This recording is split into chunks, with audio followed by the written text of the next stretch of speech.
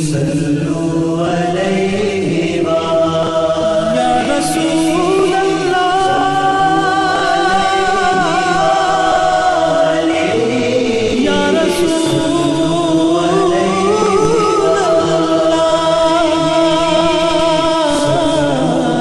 رسول اللہ یا رسول اللہ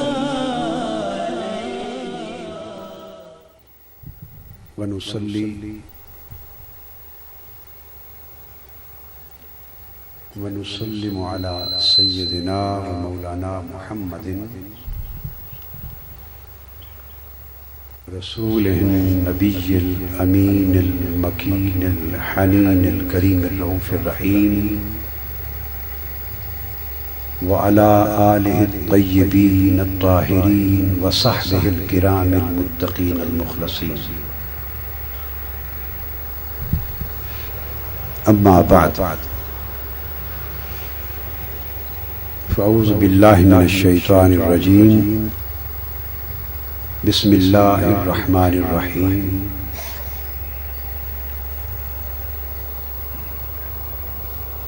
قل بفضل الله وبرحمته فبذلك فليفرحوا صدق الله مولانا العظيم. محترم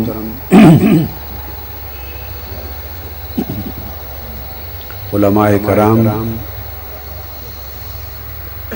مشائخ اعظام،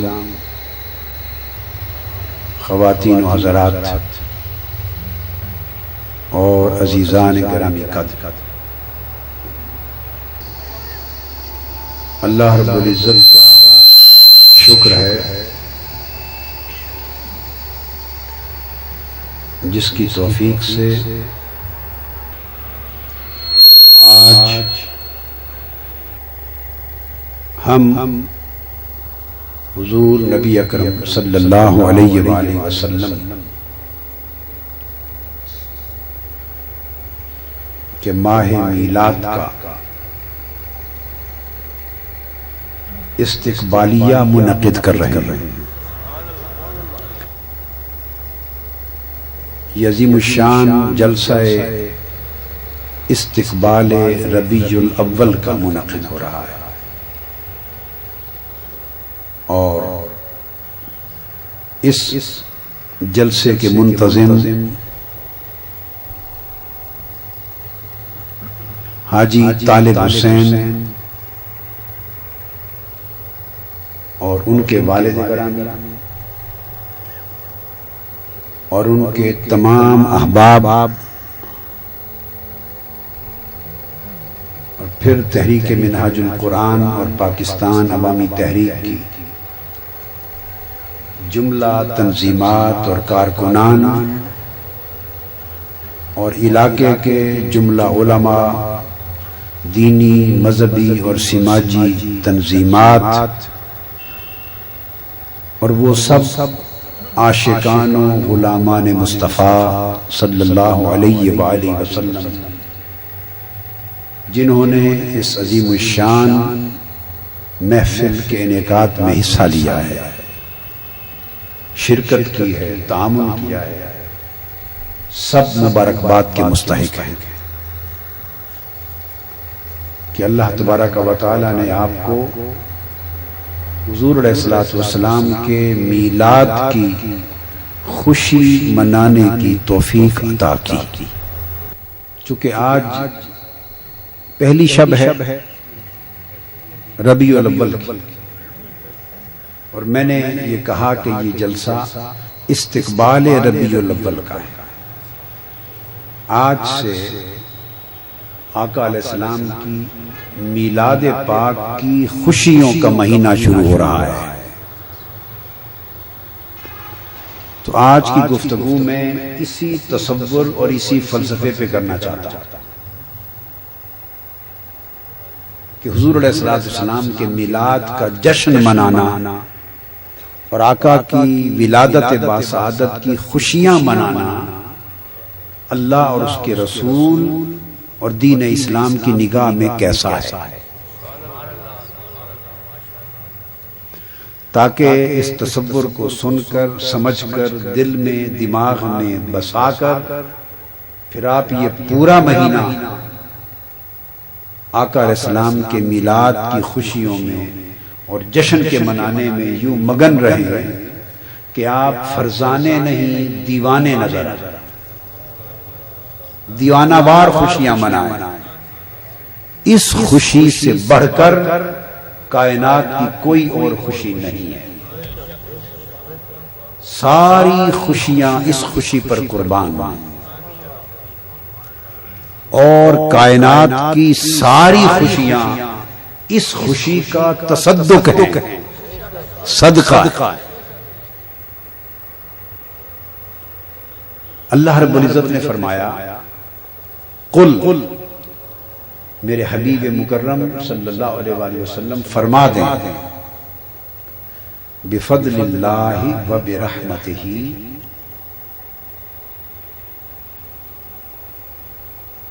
اللہ کے فضل اور اس کی رحمت پر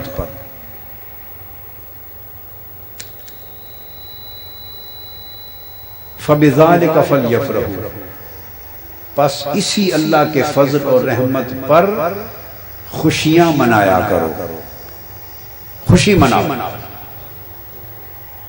اس پر زور کیوں دیا؟ زور یوں دیا کہ اللہ پاک نے ایک اور مقام پر قرآن مجید میں فرمایا ان اللہ لا يحب الفرحین، کہ اللہ تعالی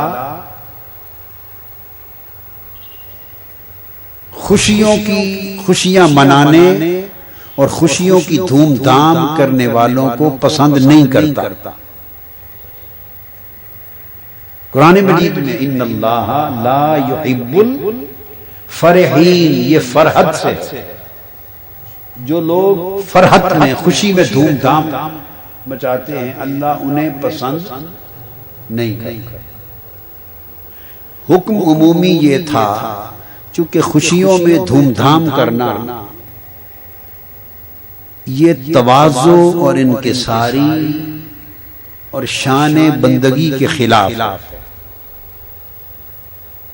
اور عاجزی انکساری بندگی وہ شکر بجا لانے کا تو کہتی ہے، دھوم دھام سے خوشیاں منانے کا بولیے نہیں کہتی۔ عمومی حکم یہ تھا کہ جو لوگ بڑی فرحت کرتے ہیں، خوشیاں مناتے ہیں، اللہ تعالیٰ اس عمل کو پسند نہیں فرماتا، وہ عاجزی کو پسند کرتا ہے، انکساری کو پسند کرتا ہے، سادگی کو پسند کرتا ہے۔ عمومی حکم یہ تھا، اور ادھر یہ فرمایا قل بفضل اللہ و برحمتہ فبذالک فلیفرحوا، فرما دیں کہ عمومی حکم تو یہی ہے کہ دھوم دھام سے خوشیاں نہ منایا کرو، عاجزی سے کام لیا کرو، مگر جب اور جہاں اللہ کا فضل اور اللہ کی رحمت نظر آئے، اللہ کا فضل ہو اور اللہ کی رحمت ہو، تو فرمایا اللہ کا فضل اور اللہ کی رحمت اگر نصیب ہو تو یہ ایک ایسا استثناء ہے، ایگزمپشن ہے کہ فضل الہی اور رحمت الہی کے نصیب ہونے پر فلیفرحوا، ادھر میں نے ناپسند کیا تھا، اور میرے فضل اور میری رحمت کی اگر آمد ہو جائے تو فضل و رحمت الہی پر میرا حکم ہے کہ خوب خوشیاں منایا کرو، خوشیاں منایا کرو۔ تو گویا اللہ تعالیٰ نے اپنے حکم میں استثناء کریٹ کر دیا، ایکسیپشن کریٹ کر دیا، اس کو کہتے ہیں ایگزمپشن کلاز، ایگزمپشن کلاز۔ خوشیاں منانے کا جو عمل ہے اس کو بالعموم سراہا نہیں گیا تھا، مگر اللہ کے فضل اور اس کی رحمت کا معاملہ ہو تو وہاں اللہ پاک نے ناپسندیدگی کو اٹھا دیا اور اپنا حکم کھڑا کر دیا. فرمایا جب میرا فضل نظر آئے، میری رحمت نظر آئے تو پھر جی بھر کے خوشیاں منایا. ہوا خیر مما یجمعون، اور میرے فضل اور رحمت پر خوشیاں منانا، جشن منانا، یہ جو کچھ تم جمع کرتے ہو، خواہ وہ مال و دولت کی شکل میں ہے، خواہ وہ اعمال کی شکل میں ہے، جو کچھ جمع کرتے ہو اس جمع کرنے سے بہتر ہے کہ خوشیاں مناؤ. اب جمع کرنے اور خوشیاں منانے کا تعلق کیا ہے؟ جب فرمائیں گے فَلْيَفْرَحُوا، خوشیاں مناؤ، تو صاف ظاہر ہے خوشیاں منانے کے لیے کچھ تو کرنا ہوگا. خوشیاں منانے کے لیے لائٹنگ بھی کرنی ہوگی، خوشیاں منانے کے لیے کمکمے لگانے ہوں گے، خوشیاں منانے کے لیے گلپاشیاں ہوں گی، خوشیاں منانے کے لیے ریڈ کارپٹ بچھیں گے، خوشیاں منانے کے لیے جلسے اور اجتماع ہوں گے، خوشیاں منانے کے لیے آپ کھانے پکائیں گے، لنگر پکائیں گے، کھانے کھلائیں گے. تو خوشیاں منانے اور دھوم دھام کرنے کے لیے جو کچھ ارینجمنٹس، انتظامات آپ کریں گے، صاف ظاہر ہے اس پر خرچ ہوگا. یہ مفت میں تو نہیں ہوتا، تو خرچ ہوگا. تو ادھر خوشیاں منانے کے لیے خرچ کرنا ہے، ادھر مال و دولت کو، اعمال کو جمع کرنا ہے. تو فرمایا تم جتنا بھی جمع کر لو، مگر میرے فضل اور رحمت کی پر خوشی منانے پر جو خرچ ہوگا وہ دنیا بھر کا مال اور اعمال جمع کرنے سے افضل ہو جائے گا. تو نہ صرف اجازت دی اللہ کے فضل اور اس کی رحمت پر خوشی منانے کی، نہ صرف اجازت دی بلکہ حکم دیا، اور نہ صرف حکم دیا بلکہ ہوا خیرن کہہ کر اس کی فضیلت قرار دے دی کہ افضل عمل ہے. کیا ہے؟ افضل عمل ہے. اب اللہ کا فضل کیا ہے اور اللہ کی رحمت کیا ہے؟ دو چیزیں آئیں تو قرآن مجید نے فرمایا فضل اللہ کا سن لو. مومنوں کو، صحابہ کرام کو، اہل ایمان کو خطاب کیا اور فرمایا لولا فضل اللہ علیکم ورحمتہ لتبعتم الشیطان الا قلیلا. لولا فضل اللہ علیکم لتبعتم الشیطان الا قلیلا. اگر تم پر میرے محبوب تشریف نہ لاتے، اگر حضور علیہ الصلوۃ والسلام تشریف نہ لاتے تو تم میں سے اکثر لوگ شیطان کے پیروکار ہو چکے تھے، اور اکثریت انسانیت کی شیطان کی پیروکار ہوتی، کفر میں چلی جاتی، شرک میں چلی جاتی، گمراہی میں چلی جاتی، تباہی میں چلی جاتی. یہ حضور کا، میرے محبوب کا، پیغمبر اسلام کا تمہارے پاس مبعوث ہونا ہے، دنیا میں تشریف لانا ہے کہ آپ کا تشریف لانا تم پر اللہ کا فضل بن گیا، اور آپ کی آمد کا صدقہ ہے کہ تم میں سے اکثر لوگ شیطان کے پیروکار ہو کر گمراہی سے بچ گئے اور تم کو ہدایت نصیب ہو گئی. تو حضور علیہ الصلوۃ والسلام کی آمد کو اللہ نے اپنا فضل قرار دیا، اپنا فضل. پھر فرمایا لقد من اللہ علی المؤمنین اذ بعث فیہم رسولا. اللہ تعالیٰ نے مومنوں پر احسان فرمایا کہ ان میں اپنے محبوب رسول کو بھیجا. پھر آقا علیہ الصلوۃ والسلام کے فرائض نبوت کو بیان فرمایا، اور آقا علیہ السلام کے ذریعے جو انسانوں پر انعامات ہوئے، ان کی اصلاح کے جو راستے کھلے، ان کی ہدایت، تعلیم، تربیت، تزکیہ، تطہیر، اس کے لیے جو راستے کھولے گئے اس کا ذکر فرمایا، اور آخر پہ فرمایا ان کانوا من قبل لفی ضلال مبین، اگر میرا یہ محبوب نہ آتا تو تم لوگ تو کھلی گمراہی میں تھے، تم تو تباہی و بربادی میں تھے، کفر اور شرک کے اندھیروں میں تھے، تم تو دوزخ کا ایندھن بن چکے تھے، جو رہ گئے بنے جا رہے تھے، ہدایت سے محروم تھے، کھلی گمراہی میں تھے۔ ارے سوچو تمہیں کھلی گمراہی سے کس نے بچایا؟ آخرت کی تباہی سے کس نے بچایا؟ گمراہی اور تباہی سے بچ جانے کا سبب میرے محبوب کی آمد اور بعثت۔ لقد من اللہ، میرا محبوب آیا، میرے محبوب کی بعثت ہوئی، اور وادی عرب میں میرے محبوب کی ولادت ہوئی، اور اس کے صدقے پھر تمہیں میرا قرآن بھی ملا، ایمان بھی ملا، اسلام بھی ملا، وہ کعبہ بھی ملا جس کو تم تو بت خانہ بنا چکے تھے۔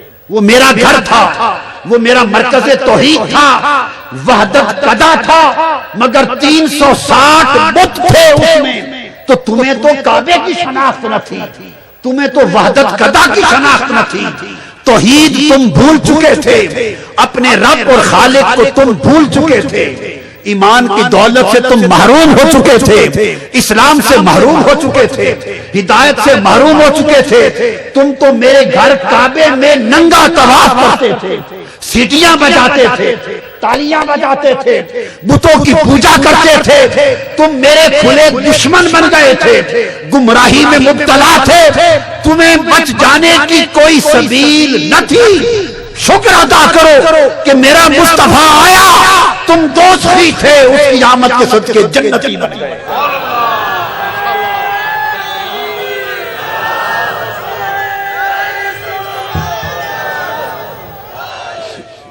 میرا مصطفیٰ آیا، تم گمراہ تھے، ہدایت یافتہ بن گئے۔ میرا مصطفیٰ آیا، تم گھٹیا تھے، آلہ بن گئے، تم گرے پڑے تھے، میرے مصطفیٰ نے سنبھال کے تمہیں اٹھا دیا۔ تم دوزخ کے کنارے پر کھڑے تھے، مصطفیٰ نے کھینچ کر تمہیں جنت کی راہ پر ڈال دیا۔ تم اندھیروں میں بھٹک رہے تھے، مصطفیٰ نے تمہیں روشنیوں پر ڈال دیا۔ تو اللہ کا احسان ہے تم پر میرے محبوب کا آنا۔ اگر یہ نہ آتے تو فرمایا تم تو کھلی گمراہی میں تھے، تم تو کھلی بولیے گمراہی میں تھے۔ ان کانوا من قبل لفی ضلال مبین۔ اب ایک نکتہ یہاں سمجھا دوں، مقصود کیا تھا اللہ کو کہ تم گمراہی سے بچو، گمراہی سے، اور تمہیں ہدایت ملے۔ اگر وہ چاہتا گمراہی سے بچانا، ہدایت دینا، براہ راست دینا، تو پیغمبر کو بھیجے بغیر بھی اگر وہ چاہے تو ہدایت دے سکتا تھا یا نہیں؟ اللہ کے اوپر کوئی پابندی ہے؟ کوئی جبر ہے؟ بولیے۔ اس کے بندے ہیں، گمراہ ہو رہے ہیں، دوزخ کی طرف جا رہے ہیں، تباہ ہو رہے ہیں۔ اگر وہ چاہے کہ میں انہیں ہدایت دوں تو اس کے اوپر کسی کا یہ قانون نافذ ہے کہ ہدایت دینے کے لیے وہ پہلے پیغمبر کو بھیجے اور پیغمبر کو ہدایت کا واسطہ بنائے؟ کوئی پابندی ہے اس پر؟ وہ ڈائریکٹ ہدایت کر دے لوگوں کو، براہ راست لوگوں کے ذہنوں میں یہ شعور پیدا کر دے کہ یہ راستہ غلط ہے، یہ صحیح ہے، از خود لوگوں کے دل و دماغ میں یہ ہدایت اتار دے، ان کو یہ سمجھ دے کہ اس طرف جانا ہے، شرک چھوڑنا ہے، توحید کی طرف جانا ہے۔ اگر وہ چاہے تو براہ راست انسانوں کو یہ شعور، یہ ہدایت، یہ فہم، یہ سوچ بوجھ، یہ بصیرت عطا کر سکتا ہے یا نہیں؟ بولیے، کر سکتا ہے نا؟ کر سکتا ہے۔ تو ایک بات بتا دیں، جو براہ راست یہ شعور، یہ بصیرت، یہ ہدایت عطا کر سکتا ہے، اس نے ہزاروں لاکھوں برس میں کبھی انسانیت کو پیغمبروں کے واسطے کے بغیر کسی کو ہدایت عطا کی ہے؟ بتائیے، کبھی کی؟ کوئی ہدایت یافتہ امت اور ہدایت یافتہ طبقہ ایسا بتا دیں جس کو اللہ نے نبی کے واسطے کے بغیر ہدایت یافتہ کر دیا ہو، ایک بتا دیں، آدم علیہ السلام سے لے کر آج تک، تو پھر سنت الہیہ کیا ہوئی؟ وہ ہدایت بلا واسطہ دے سکتا ہے مگر دیتا نہیں ہے۔ جسے ہدایت دینا چاہتا ہے اس کے لیے رسول کو وسیلہ بناتا ہے، اور جس کے لیے رسول کو وسیلہ نہیں بناتا اسے ہدایت نہیں گمراہی کرتا۔ سو جو جس کے لیے رسول وسیلہ بن گیا وہ ہدایت یافتہ ہو گیا، اور جس نے رسول کو وسیلہ نہ بنایا ان کانوا من قبل لفی ضلال مبین، وہ گمراہی میں بٹے پڑے۔ تو فرمایا لوگوں ہدایت تو میری ہے مگر چونکہ تمہیں ملی میں نے عطا کی ہے رسول کے واسطے سے، اس لیے رسول تم پر میرا فضل بھی ہے، میری رحمت بھی ہے، میرا فضل بھی ہے اور میری رحمت بھی ہے۔ پھر حضور علیہ السلام کو اللہ پاک نے فرمایا وما ارسلناک الا رحمۃ للعالمین، اے میرے حبیب صلی اللہ علیہ وسلم، لوگ پوچھتے ہیں کہ آپ کی کیپیسٹی کیا ہے، آپ کیا ہیں، کیا بن کر آئے ہیں، ہمارے لیے آپ کی حیثیت کیا ہے؟ تو فرما دیں میرے محبوب میرا اعلان ہے سب کو بتا دو بھئی میں اللہ کی طرف سے ساری کائنات کے لیے فقط رحمت ہی رحمت بن کر آیا، ہر ایک کے لیے رحمت، ہر ایک کے لیے رحمت۔ تو آقا علیہ السلام کا اللہ کا فضل اور اللہ کی رحمت ہونا سب مخلوقات کے لیے عام ہو گیا۔ اب اس میں کوئی شک رہا ہے کسی کو کہ حضور اللہ کا فضل ہے، یہ حضور کی ولادت انسانیت پر اللہ کا فضل ہے؟ کوئی شک ہے؟ اس میں کوئی شک ہے کہ حضور کی تشریف آوری انسانیت پر اللہ کی رحمت ہے؟ کوئی شک نہیں ہے نا۔ تو آقا علیہ السلام کی ولادت، آقا علیہ السلام کی بعثت، دنیا میں تشریف آوری، اللہ کا سب سے بڑا فضل بھی یہی ہے اور اللہ کی سب سے بڑی رحمت بھی یہی ہے۔ جب اللہ کا فضل اور اللہ کی رحمت حضور کی آمد ہوئی تو اللہ کا فرمان ہے جہاں میرا فضل اور رحمت ہو خوشیاں منایا۔ حضور کی آمد ولادت اللہ کا فضل بھی ہوئی، اللہ کی رحمت بھی ہوئی۔ تو مطلب یہ ہوا کہ چونکہ حضور کی ولادت اللہ کا فضل بھی ہے تم پر، حضور کی ولادت اللہ کی رحمت بھی ہے تم پر، لہذا عام خوشیوں کی دھوم دھام پسند نہیں، مگر میرے مصطفیٰ کے میلاد اور ولادت کا مہینہ آئے تو پھر پابندی ختم، جی بھر کے خوشیاں منایا کرو، دھوم دھام کیا کرو، جشن منایا کرو۔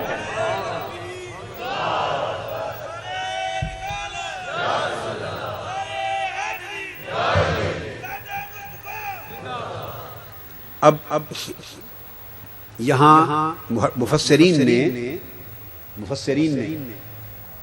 قرآن مجید کا نزول بھی اس سے مراد لیا، وہ بھی اللہ کا فضل اور اللہ کی رحمت۔ پھر شب قدر بھی ملی ہے، وہ بھی اللہ کا فضل اللہ کی رحمت ہے جس میں قرآن آیا۔ اب سوچنے کی بات یہ ہے، یہ توجہ طلب بات ہے کہ قرآن اترا تو قرآن کا اترنا تو اللہ کا فضل اور رحمت ہو، تو جشن نزول قرآن تو منایا جائے، مگر حضور نہ آتے تو قرآن آتا صلی اللہ علیہ وسلم۔ کوئی بتا دے کیا قرآن حضور کے واسطے کے بغیر از خود آیا؟ قرآن آپ پر تو نہیں اترا، قرآن کسی مولوی پر تو نہیں اترا، قرآن کسی مفتی پر تو نہیں اترا، قرآن کسی کھپ ڈالنے والے فتویٰ باز پہ تو نہیں اترا۔ ہم نے تو آج تک قرآن کو اترتا ہی نہیں دیکھا، نہ جبرائیل کو دیکھا، نہ قرآن لاتے کسی کو دیکھا، نہ اتارتے دیکھا، نہ سناتے دیکھا۔ اس نے بھیجا جبرائیل امین لائے اور آقا علیہ السلام پہ اترا. ہم تو قرآن کو فقط اس طرح جانتے ہیں کہ ہمیں مصطفیٰ نے دیا. میری بات آپ سمجھے, ہم تو قرآن کو اتنا جانتے ہیں کہ ہمیں مصطفیٰ نے دیا اور فرمایا یہ قرآن ہے صلی اللہ تعالی علیہ وآلہ وسلم. ہمیں تو مصطفیٰ نے فرمایا یہ کعبہ ہے, ادھر منہ کر کے نماز پڑھا کرو. خدا کی عزت کی قسم, وہ کعبہ مکہ کا گھر ہے نا, فرمایا یہ کعبہ ادھر منہ کر کے نماز پڑھا کرو. میرے مصطفیٰ فرما دیتے ادھر شمال کی طرف منہ کر کے نماز پڑھا کرو, ہماری نمازوں کا قبلہ شمال ہو جاتا. فرماتے جنوب کی طرف پڑھا کرو, ہم جنوب کو کعبہ بنا لیتے. جس طرف وہ نظر نہیں آتے ہم وہ رستہ ہی چھوڑ دیتے ہیں. کعبہ بنتا ہے اس طرف ہی ریاض, رخ جدھر کو وہ موڑ لیتے ہیں.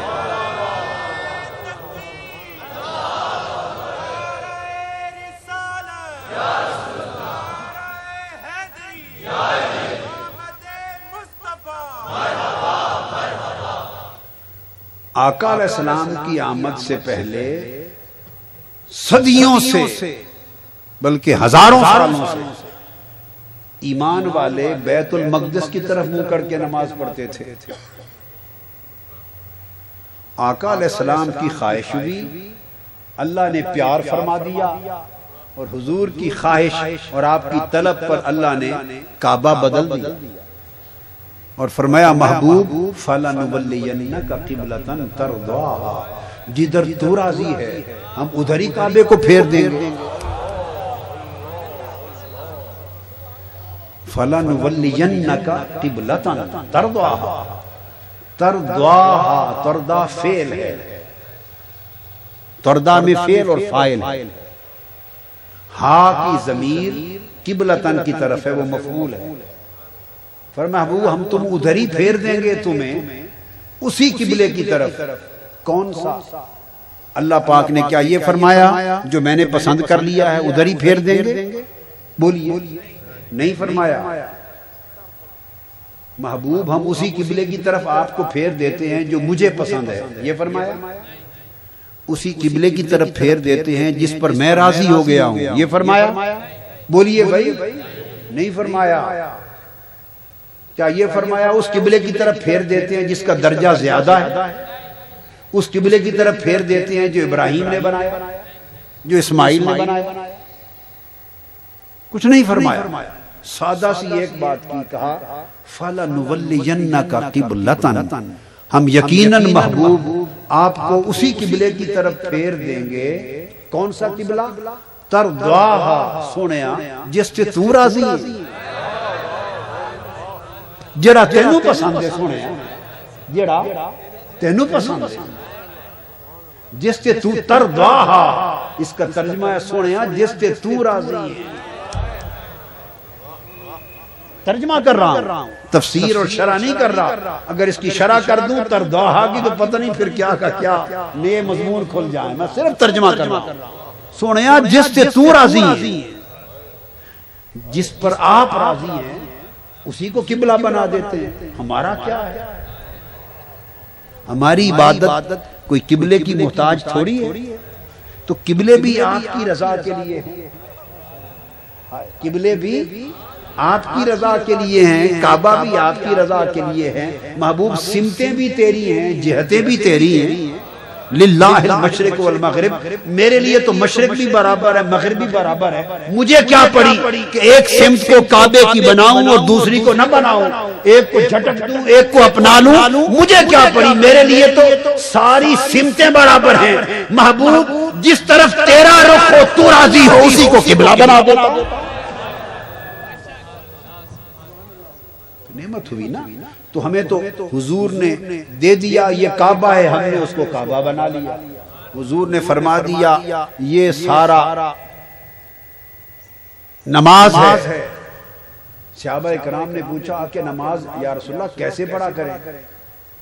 نماز پورا قرآن اٹھا لے الحم سے بالناس تک, نماز پڑھنے کا طریقہ پورے قرآن میں کہیں درج نہیں. قرآن ہی کتاب ہے نا جو اللہ نے اتاری. بولیے کوئی اور کتاب تو اللہ نے نہیں اتاری. جو کتاب اللہ نے اتاری اس نے اپنی کتاب میں اپنی نماز کا طریقہ ہی بیان نہیں کیا. لو چھٹی کر لو، موج کر لو، پڑھ لو نماز.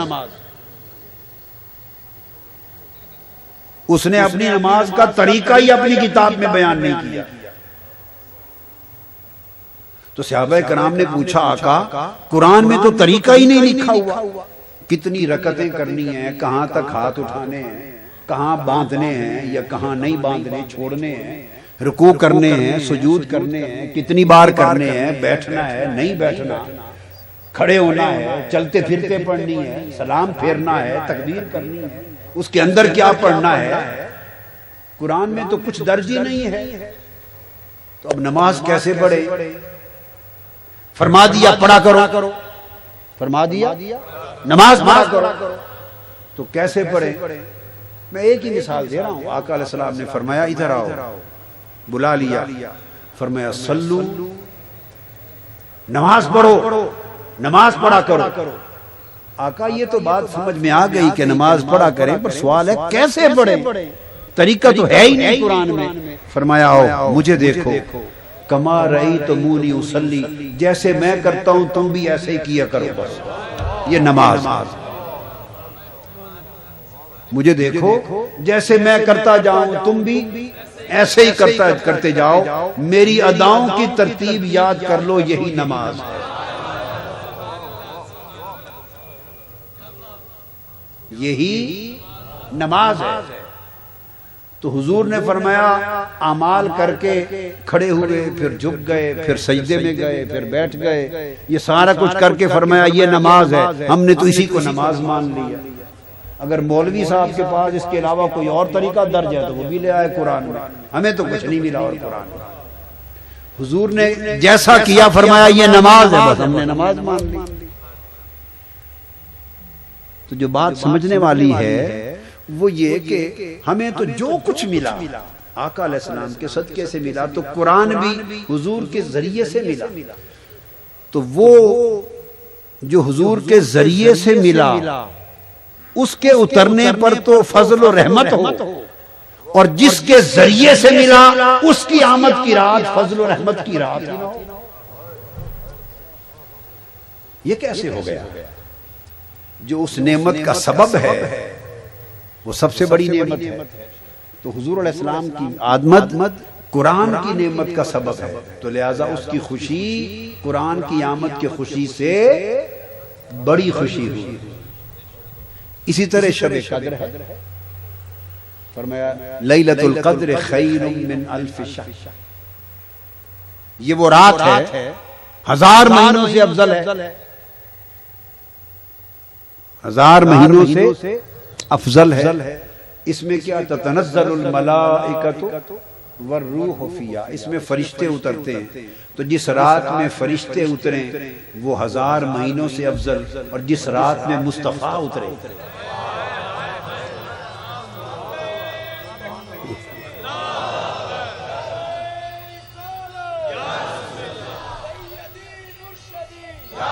اور فرشتوں کی فضیلت یہ ہے کہ 70,000 فرشتے صبح اترتے ہیں، مزار مصطفیٰ کا طواف کرتے ہیں اور سلام نیاز عرض کرتے ہیں.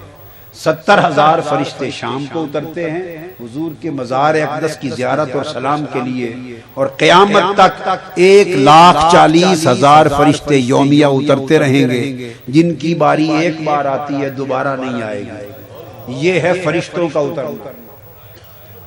وہ تو دربار مصطفیٰ کے جھاڑو بردار ہیں. فرشتے دربار مصطفیٰ کے جھاڑو بردار ہیں.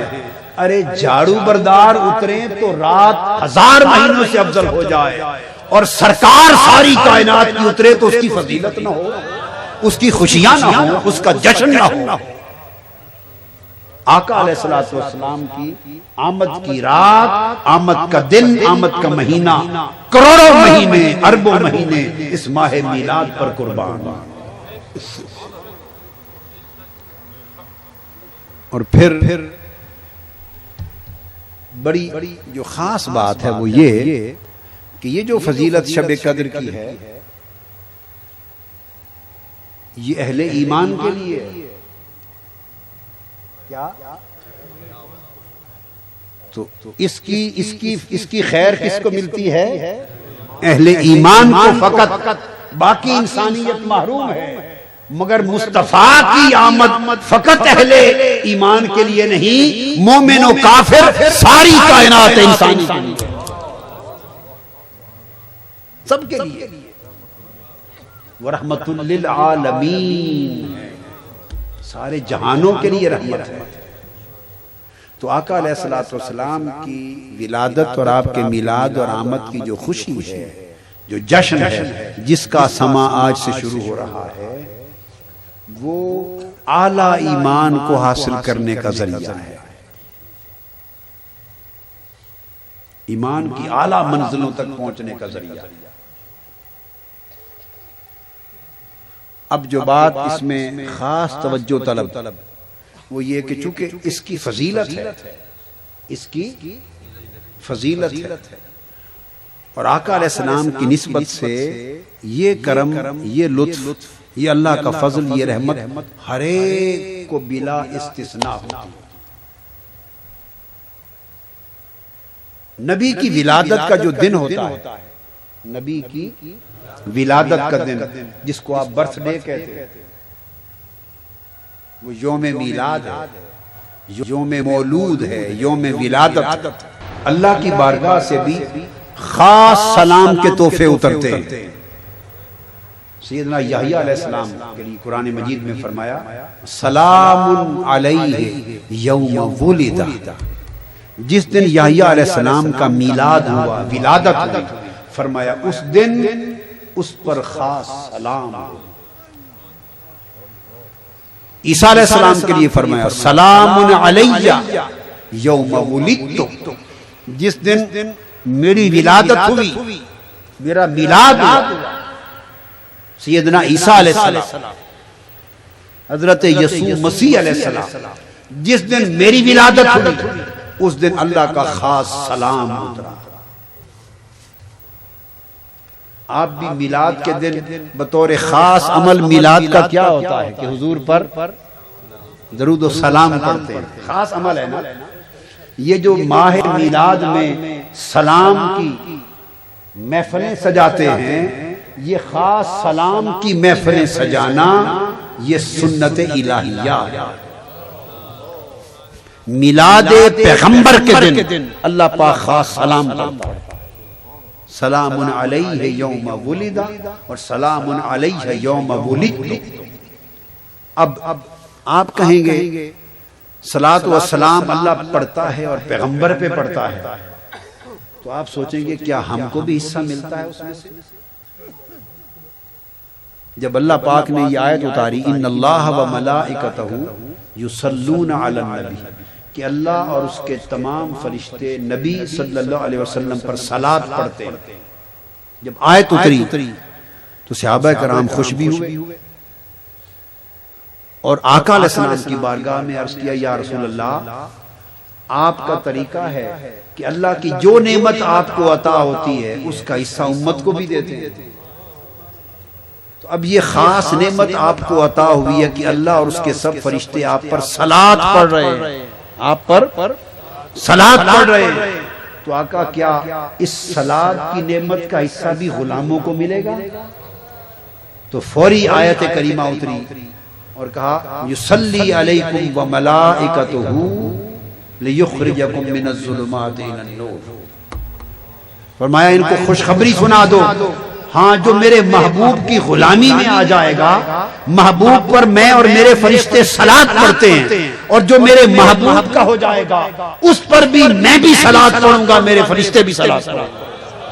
اب یہ صلاۃ حضور پر بھی پڑھا جاتا ہے، حضور کے غلاموں پر بھی پڑھا جاتا ہے. صلی علیکم وملائکتہ لیخرجکم من الظلمات الی النور. آقا آپ پر تو اللہ تعالیٰ صلاۃ بھی پڑھتا ہے اور سلام بھی پڑھتا ہے. صلاۃ بھی پڑھتا ہے اور بولیے نا سلام بھی پڑھتا ہے. اور تو نے ہمیں حکم بھی دیا صلو علیہ وسلموا تسلیما، میرے محبوب پر صلاۃ بھی پڑھا کرو اور سلام بھی پڑھا کرو. تو باری تعالیٰ صلاۃ کی جو نعمت، درود کی جو نعمت مصطفیٰ پہ اتری، اس کا حصہ تو تو نے غلاموں کو دے دیا، مگر جو تو سلام پڑھتا ہے مصطفیٰ پر، اس سلام کا حصہ بھی غلاموں کو نصیب ہوگا یا نہیں؟ تو اسی کے آگے فرما دیا میرے محبوب، میں اور میرے فرشتے محبوب پر اور محبوب کے غلاموں پر صلاۃ بھی پڑھتے ہیں، تم میرے محبوب کی غلامی میں آ جاؤ اور میں سلام کا حصہ بھی دیتا ہوں. فرمایا وَتَحِيَّتُهُمْ يَوْمَ يَلْقَوْنَهُ سلام. اور اس دنیا میں میرے محبوب کی غلامی کے نتیجے میں تم پر سلام پڑے گی، اور جو میرے محبوب کی غلامی میں مر گیا وہ جب اس کی روح آئے گی قیامت کے دن، میں اور میرے فرشتے اس کے اوپر سلام پڑھیں گے.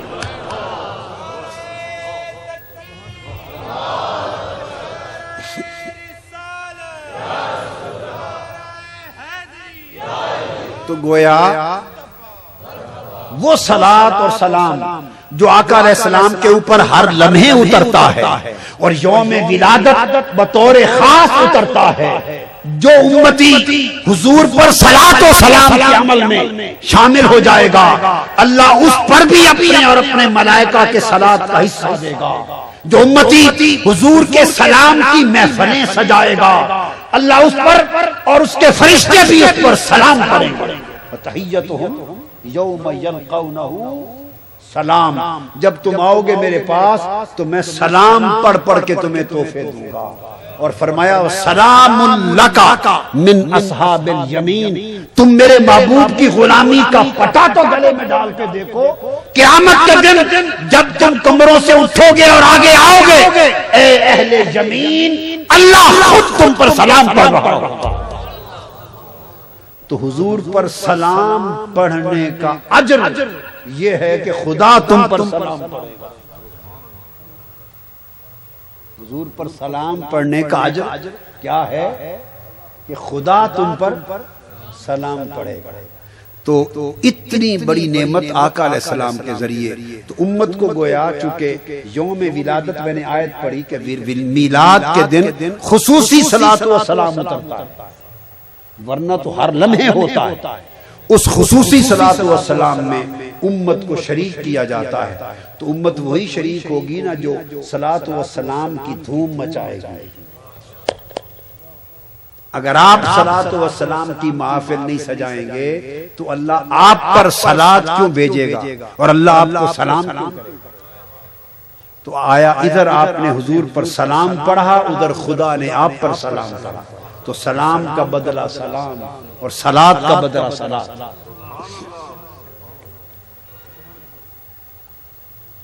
صلاۃ کا بدلہ صلاۃ. دو صلاتیں ہیں، ایک صلاۃ للہ، ایک صلاۃ للرسول. ایک اللہ کے لیے صلاۃ ہے وہ نماز، اللہ کے لیے صلاۃ وہ کیا ہے؟ نماز. رسول کے لیے صلاۃ وہ ہے درود پاک، صلاۃ و سلام. اللہ کے لیے صلاۃ پڑھو، نماز پڑھو، تو وہ آپ کے لیے نماز نہیں پڑھتا.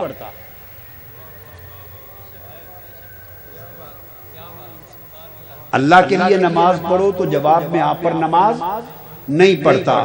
اور یہ بھی کوئی شرط نہیں ہے کہ آپ نے نماز پڑھ دی اس کی مرضی قبول کرے نہ کرے. پورے قرآن میں الحم سے والناس تک کہیں وعدہ نہیں کہ جو نماز پڑھے وہ قبول ہوگی، جو نماز پڑھے وہ قبول ہوگی. کہیں وعدہ نہیں ہے خدا کا. میں ضمانت کے ساتھ کہہ رہا ہوں، کیٹیگوریکلی کہہ رہا ہوں، اس کی مرضی قبول کر لے، مرضی قبول.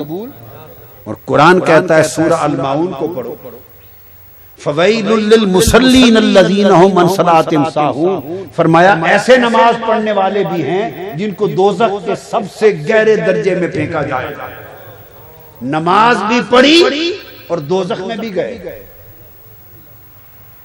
تو کوئی گارنٹی نہیں تو نماز کو قبولیت کے قابل بنانے کے لیے ایکسٹرا محنت کرنی پڑتی ہے.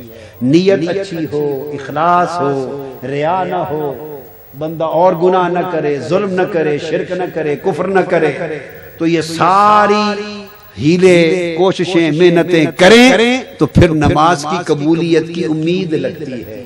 یہ ہے وہ صلاۃ جو اللہ کے لیے ہے، یہ ہے وہ صلاۃ جو اللہ کے لیے ہے کہ مرضی قبول کرے، مرضی قبول نہ کرے. اور اگر اس کی محبتوں کا عالم دیکھو، اپنے لیے جو صلاۃ ہے اس کی قبولیت کی ضمانت نہیں دی، اور جو مصطفیٰ کے لیے صلاۃ ہے فرمایا میرے بندے تو میرے مصطفیٰ پر لب کھول اور صلاۃ پڑھ، میری رحمت تجھ پر صلاۃ کرے گی، ضمانت دے دی ہے.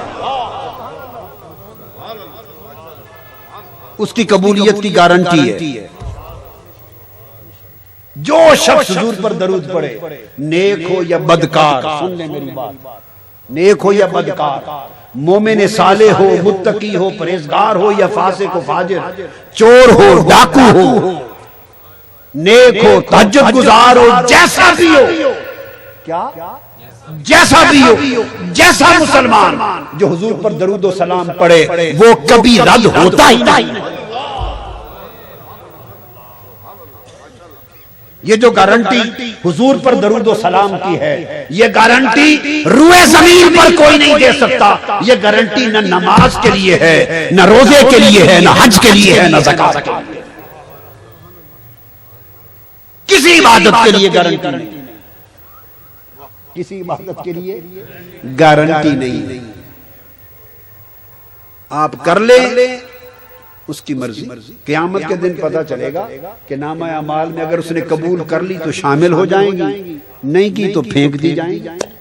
حضور علیہ السلام نے فرمایا کم من صائم لیس لہ الا الجوع والعطش، فرمایا کتنے روزے دار ایسے ہیں جن کو بھوک اور پیاس کے سوا کچھ نہیں ملتا. روزہ رکھا، معلوم نہیں وہ قبول کرے نہ کرے، حج کیا معلوم نہیں قبول کرے نہ کرے، زکات دی معلوم نہیں قبول کرے نہ کرے، جہاد کیا معلوم نہیں قبول کرے نہ کرے. حدیث پاک میں نمازی کھڑے ہوں گے، ہم نے نمازیں پڑھی، باری تعالیٰ فرمائے گا کہ میرے لیے پڑھی، لوگوں کو دکھانے کے لیے پڑھی. کئی جہاد کرنے والے کھڑے ہوں گے غازی، باری تعالیٰ ہم نے جہاد کی، حدیث پاک اللہ پاک فرمائے گا کہ میرے لیے کیا. لوگوں کو دھوکہ دیتے تھے، مجھے تو نہیں دے سکتے نا، میں تمہارے دلوں کو جانتا ہوں، غازی کہلانے کے لیے جہاد کیا. سخی کھڑے ہوں گے، باری تعالیٰ ہم نے غریبوں پر ہم نے خرچ کیا، وہ کہے گا کہ مجھ سے تو نہیں دھوکہ بازی کر سکتے. جو خرچ کیا سخی کہلانے کے لیے کیا تاکہ لوگ احسان مند رہیں، کو میرے لیے تھوڑا کیا. وہ ہر عمل کی حقیقت کو جاننے والا ہے، ہر عمل کی قبولیت کی شرط جدا ہے، قبولیت کی ضمانت کسی عبادت کے لیے نہیں دی گئی. صرف ایک عبادت کے لیے دی گئی، وہ حضور پر صلاۃ اور سلام. جو صلاۃ و سلام پڑھے حضور پر وہ کبھی رد ہوتی ہی نہیں ہے، وہ کبھی رد ہوتی ہی نہیں. اور پھر یہ میلاد کے ساتھ ایک عمل ہے، یوم ولد، صلاۃ و سلام کا عمل یوم میلاد پیغمبر کے ساتھ. اور پھر آپ دیکھیں نماز جب آپ پڑھتے تو نماز نام ہے ہر مخلوق سے اپنے آپ کو کاٹ لینے کا، اور اپنا دھیان، اپنا ذکر، اپنا گیان، اپنا کلام، اپنا چہرہ، اپنی توجہ ہر شے اللہ کی طرف کر لینے کا. اقم الصلاۃ لذکری، میری بات کرنے کے لیے نماز پڑھو. نماز کا مطلب ہے صرف میری بات کرو، کسی اور کی بات، لذکری، صرف میری یاد کرو، میری بات کرو، میرا نام جپو، کسی اور کی بات نہ کرو. یہ نماز کی شرط ہے. بولیے، یہ نماز کی شرط ہے. آپ نماز پڑھ رہے تھے، اوپر سے آپ کے پیر صاحب آ گئے، آپ کے پیر صاحب آ گئے، انہوں نے آ کے کہا السلام علیکم، اور آپ نے کہا پیر صاحب آئے ہیں لہذا سلام کا جواب تو دوں. آپ نے کہا وعلیکم السلام آہستہ سے. آپ کی نماز رہ گئی کیا؟ کوئی پیر اس کو سلام کا جواب دے تو نماز نہیں بچا سکتا. بڑے مولوی صاحب آ گئے، کہا السلام علیکم. آپ نے کہا مولانا صاحب وعلیکم السلام.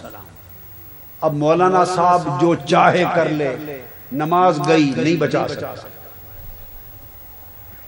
میری بات سمجھ آئی؟ اور کوئی بڑا آدمی آ جائے اور آپ سلام اس پر کر لیں السلام علیکم، تب بھی نماز گئی. سلام کر دیں تب بھی نماز گئی، سلام کا جواب دے دیں تب بھی نماز گئی. کیوں؟ اللہ فرماتا ہے یہ نماز صرف مجھ سے بات کرنے کا نام ہے، درمیان میں کسی اور کو ڈالنا نماز توڑ دیتا ہے. صرف میری بات کرو، میری بات کرو، میرا نام جپو، میرا ذکر کرو، میرا کلام پڑھو، میرا دھیان کرو، بس اس کا نام نماز ہے. اقم الصلاۃ لذکری. تو تم نے نماز میں کسی اور کو سلام کر دیا تو غیر کو داخل کر لیا. کسی کے سلام کا جواب دے دیا، بولیے، تو غیر کو داخل کر لیا. تو نماز میں غیر داخل ہو جائے تو نماز نہیں رہتی. تو گویا نماز میں سے ہر غیر کو نکال دیا. اب آپ نے قیام کیا، قرآن پڑھا، رکوع کیا، قوما کیا، سجود کیا، ساری نماز کی رکعتیں مکمل کر کے تشہد پہ بیٹھ گئے، اس آس امید پر کہ یہ میں نے زمین پر ماتھا بھی ٹیکا، تسبیح بھی کی، اللہ اللہ بھی کیا، قرآن بھی پڑھا، جتن بھی کیے، کپڑے بھی پاک پہنے، وضو بھی کر کے آیا تھا، وقت بھی نکالا، دکان بھی چھوڑی، مصلی پر کھڑا ہوا، سارا کچھ کیا. اب قبول ہو جائے، اللہ کرے میری نماز قبول ہو جائے.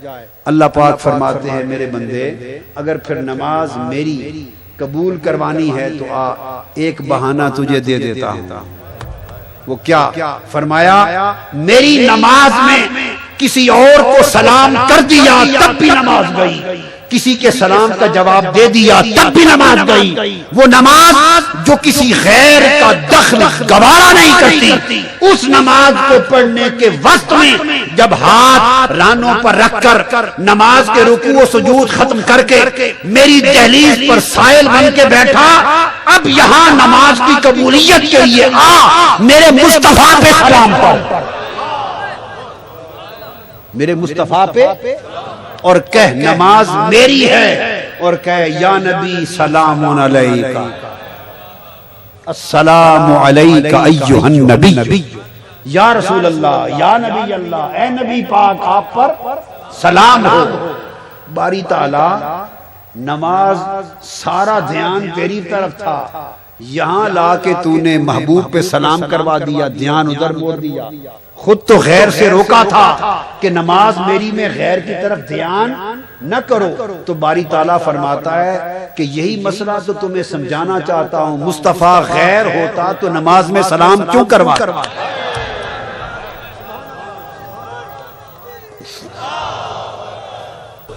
غیر ہوتا میرا محبوب تو مصطفیٰ پر سلام نہ کرواتا. یہ جو سلام کروایا ہے مصطفیٰ کو تو دھیان ادھر کیا ہے. یہ نماز میں نے ادھر اور ادھر کے فرق مٹا دیا کہ عبادت میری ہے، سلام مصطفیٰ پر. عبادت میری ہے، سلام مصطفیٰ پر ہے. تو پڑھ لیا سلام.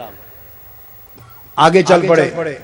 اس نے کہا یہ جو میرے محبوب پہ سلام پڑھا اس لیے کہ تمہاری نماز قبول ہو، اس لیے کہ تمہاری نماز قبول ہو. اب ایک اور شرط بھی رہ گئی کہ میرے محبوب پر پڑا ہوا سلام تب کامل سلام ہوگا کہ آگے چل کے میرے محبوب کی آل پر بھی سلام. جب آگے بڑھے تو کہا کہو اللہم صلی علی محمد وعلی آل محمد. باری تعالیٰ حضور پر بھی صلاۃ بھیج اور حضور کی آل پر بھی صلاۃ بھیج. تو حضور کی آل کا ذکر کرا کے صلاۃ پڑھا تب بھی نماز نہ ٹوٹی. اس کا مطلب ہے صلاۃ بر آل محمد بھی غیر نہیں ہے. حضور کی آل وہ مصطفیٰ کی عین ہے اور مصطفیٰ کا سلام یہ خدا کی عبادت ہے. حضور کا میلاد مناتے ہیں. امت کو کیا ملتا ہے آقا کی اس نسبت اور ولادت کی خوشی منانے سے؟ تو آقا علیہ السلام کی نسبت امت کو دوزخ سے بچاتی.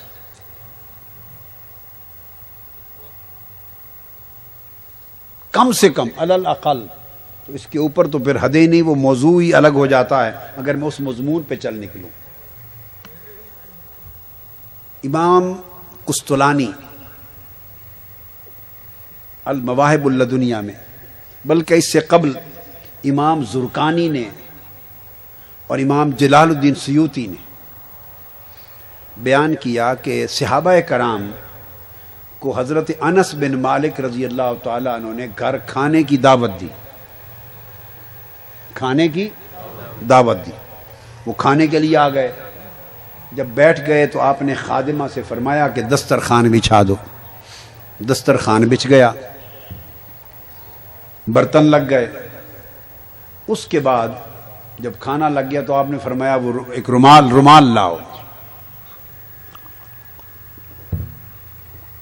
خادمہ رومال لائی. وہ میلا تھا.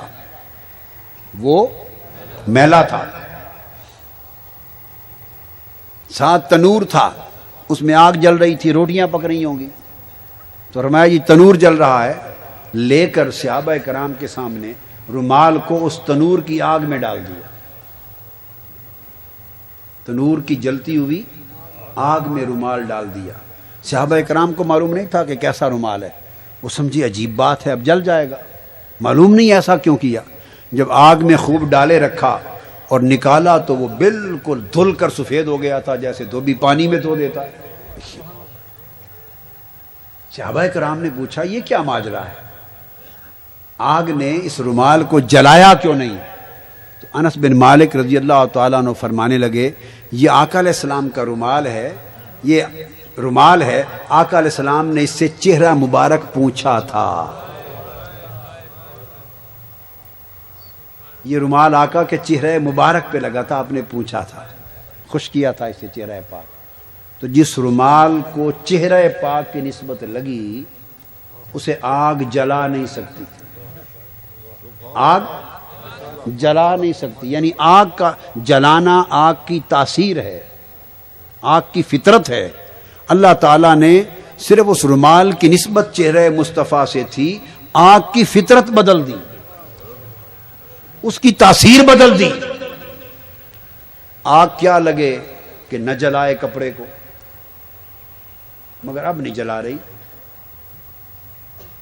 ابراہیم علیہ السلام کو جیسے آگ میں نمرود نے ڈالا، یا نار کونی بردم و سلام علی ابراہیم، وہ باغ بن گئی،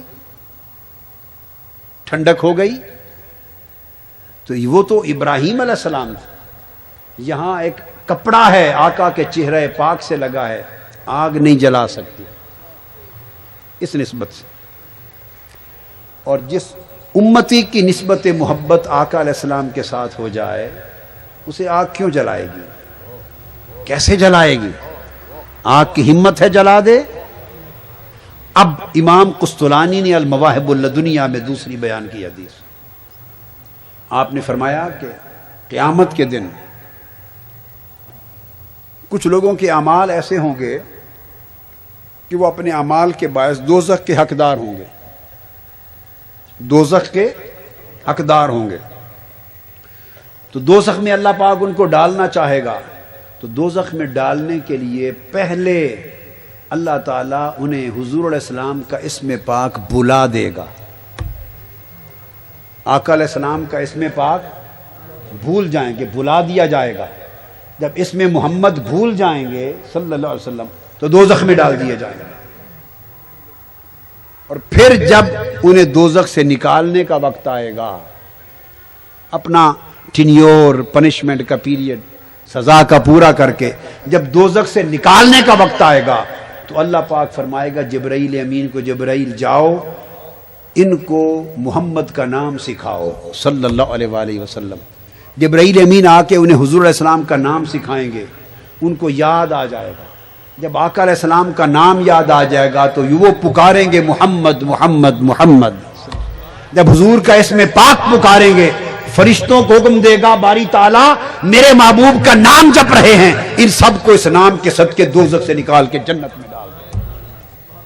اس حدیث سے دو باتیں ثابت ہوئی، جو حضور کا نام بھول گیا دوزخ میں گیا، اور جس نے حضور کا نام جپا دوزخ سے نکل کر جنت میں گیا۔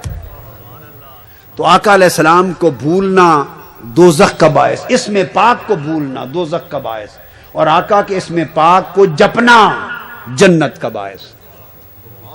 یہ نسبت ہے آقا علیہ السلام سے جس کی محبت، جس کا تعلق جتنا بڑھتا جائے گا اس قدر وہ دوزخ کی آگ سے محفوظ ہوتا چلا جائے گا۔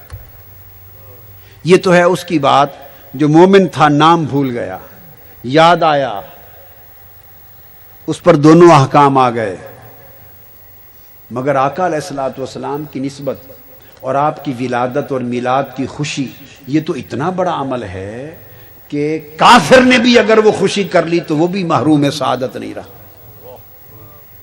صحیح بخاری میں آتا ہے کہ حضور علیہ الصلوۃ والسلام جب پیدا ہوئے تو ابو لہب کی ایک لونڈی تھی، باندی تھی، خادمہ، اس کا نام تھا سویبہ۔ ابو لہب نے سویبہ کو بھیجا کہ جاؤ حضرت آمنہ کے گھر بچہ ہونے والا ہے، تولد کا وقت ہے، تو جا کے خدمت کرو۔ سویبہ جو باندی تھی خدمت کی، آقا علیہ السلام کی ولادت ہوئی، وہ دوڑ کے آئی، اس نے ابو لہب کو خوشخبری دی کہ اللہ نے تمہارے بھائی عبداللہ کے گھر بیٹا پیدا کیا، تمہارا بھتیجا، رشتے میں تمہارا بھتیجا محمد پیدا ہوا صلی اللہ علیہ وسلم، رشتے میں بھتیجے بنے۔ اس نے خوش ہو کر کہ ہمارے خاندان میں بیٹا پیدا ہوا محمد صلی اللہ علیہ وسلم، تو آقا علیہ السلام نے ابھی تو اعلان نبوت نہیں کیا تھا نا، تو اس نے ان دو انگلیوں کا اشارہ کیا اور کہا سویبہ جا، حضور کی بھتیجے کی ولادت کی خوشی میں تجھے آزاد کر دیا۔ اب صحیح بخاری کتاب النکاح میں حدیث آتی، ابو لہب وہ شخص ہے کہ عمر بھر ایمان نہیں لایا، کافر رہا، مشرک رہا، دشمن اسلام رہا، اور اس کی مذمت میں پوری قرآن مجید کی آیت اور سورت اتری، تبت یدا ابی لہب و تب، ایک پوری سورت اس کی مذمت میں اتری۔ اتنا مذموم شخص تھا، وہ مر گیا۔ مرنے کے 1 سال بعد حضرت عباس بن عبد المطلب حضور کے چچا کو خواب میں ملا۔ آپ نے پوچھا حضرت عباس نے، ابو لہب بتاؤ مرنے کے بعد تم پر کیا بیتی؟ یہ صحیح بخاری میں ہے۔ اس نے کہا میرے نیچے بھی آگ، اوپر بھی آگ، دائیں بھی آگ، بائیں بھی آگ، آگے بھی آگ، پیچھے بھی آگ، دوزخ کی آگ میں ہمہ وقت جلتا رہتا ہوں۔ کافر تھا، مشرک تھا، دشمن اسلام تھا، قرآن مجید کی سورت اس کی مذمت میں اتری تھی۔ اس نے کہا ہر لمحہ دوزخ کی آگ میں جلتا ہوں، 7 دن بعد جب پیر کا دن آتا ہے، سوموار کا دن، تو دوزخ کی آگ میں تخفیف یعنی کمی کر دی جاتی ہے، عذاب کم کر دیا جاتا ہے، اور میری ان 2 انگلیوں سے ٹھنڈا پانی رستا ہے چشمے کی طرح، وہ چوستا ہوں، پیاس بجھاتا ہوں اور دوزخ کی آگ سے نجات پاتا ہوں۔ ہر پیر کو عذاب اٹھایا جاتا ہے اور ٹھنڈا پانی پلایا جاتا ہے۔ یہ کیوں ہوتا ہے؟ اس نے کہا اس لیے اندما بشرتنی بولا، میں نے آزاد کر دیا تھا آتا کا، اس کو آزاد کر دیا تھا سویبہ کو، اندما بشرتنی بولادت النبی، جس وقت اس نے میرے بھتیجے محمد مصطفیٰ کی ولادت کی خبر سنائی تھی، تو میں نے ولادت مصطفیٰ کی خوشی میں ان 2 انگلیوں کو اشارہ کر کے اس کو آزاد کیا تھا۔ وہ جو کافر و مشرک رہا، اس نے ولادت محمد کی خوشی میں صلی اللہ علیہ وآلہ وسلم خوشی میں اس کو آزاد کیا۔ رب نے کافر کا عمل بھی جو حضور کے میلاد کی خوشی میں ہوا اس کو قبول کر لیا، اور پیر کے دن اس کا عذاب بھی کم کر دیا جاتا ہے۔ اور مسلمان امت جو حضور علیہ السلام کو اپنا نبی اور خدا کا محبوب سمجھ کر حضور کی ولادت کی خوشیاں منائے گی، فَلْيَفْرَحُوا، آقا کی ولادت اللہ کا فضل ہے، آقا کی ولادت اللہ کی رحمت ہے، اور اس رحمت عظما اور فضل عظیم کی آمد پر جو امت حضور کے میلاد کی خوشیاں منائے گی، اس پر دوزخ کی آگ کا اثر کیا ہوگا اور رب کی رحمتوں کی بارش کا عالم کیا ہوگا۔ یہ حضور کے میلاد پاک کی خوشیاں منانے کا اجر ہے۔ پیر کو، چونکہ آقا علیہ السلام کی ولادت پیر کے دن ہوئی، تو پیر کو اللہ پاک نے خاص کر لیا، ولادت بھی پیر کو ہوئی، کیا؟ پھر بعثت یعنی اعلان نبوت، پہلی وحی کا نزول، وہ بھی پیر کو ہوا، مدینہ پاک کی ہجرت بھی پیر کو ہوئی، اور کئی دن قباء میں قیام کے بعد مدینہ میں داخلہ بھی پیر کو ہوا، وصال بھی پیر کو ہوا۔ تو اللہ پاک نے ہر بڑے کام کے لیے پیر کو منتخب کر لیا، جیسا کہ آدم علیہ السلام کے لیے جمعہ منتخب کیا تھا۔ کیا؟ آدم علیہ السلام کی پیدائش، تخلیق جمعہ کو ہوئی،